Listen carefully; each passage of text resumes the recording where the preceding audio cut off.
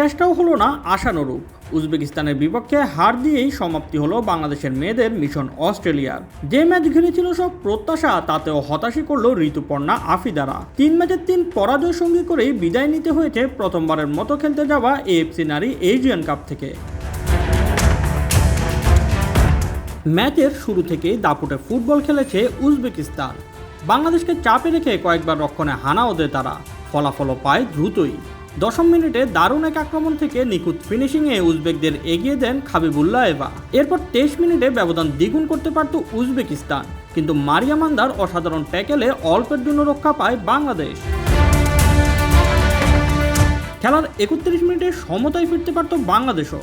চীনের বিপক্ষে ম্যাচের মতোই একটি লং রেঞ্জ শট গোলমুখে চালিয়ে দেন ঋতুপর্ণা চাকমা, কিন্তু এবারও গোলরক্ষকের দারুণ দক্ষতায় আক্ষেপে পড়তে হয় তাকে।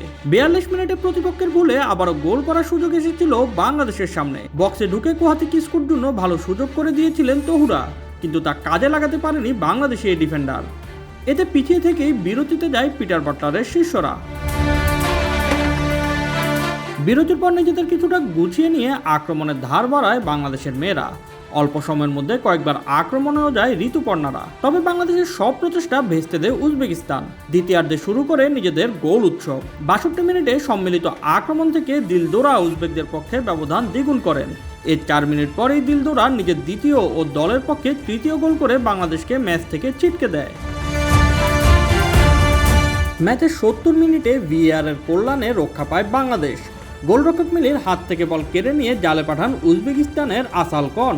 রেফারি পরবর্তীতে তা বাতিল করেন। 82 মিনিটে বক্সের বাইরে থেকে বদলি নামা সুরবির নেওয়া শট ঠেকিয়ে দেন উজবেকিস্তানের গোলরক্ষক মাফতুনা। এরপর আরও একটি গোল করে উজবেকরা। খেলার 88 মিনিটে বাংলাদেশের কফিনে শেষ প্যারেকটি ঠুকে দেন কুদরাতোভা। এতে 4-0 গোলের বড় পরাজয়ই হয় আফিদাদের সঙ্গী।